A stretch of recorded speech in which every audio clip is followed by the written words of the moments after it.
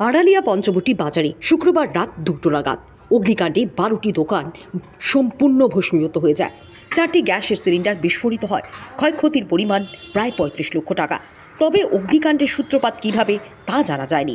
ভয়াবহ এই অগ্নিকাণ্ডকে ঘিরে এলাকায় চাঞ্চল্যের সৃষ্টি হয়। অভিযোগ উঠেছে দমকলের বিরুদ্ধে।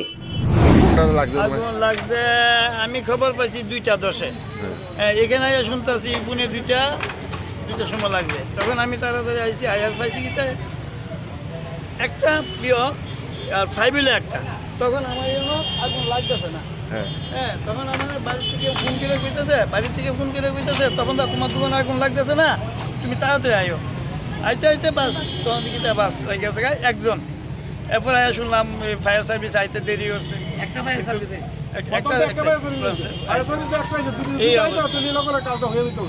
আর একটা লোকে যেই পরিষেবা দিছে তার কারণে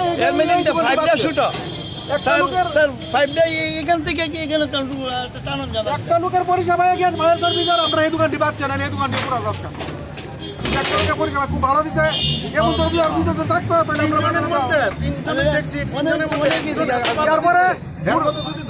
তারপরে ভোরবেলা দেখতেছি ওই দোকানে আবার আগুন লেগেছে।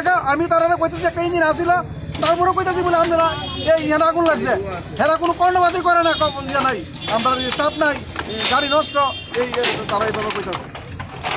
এরপরে আমরা পোলামান দিয়ে উড়ে পরে আগুনটা নিয়ে পাইছি।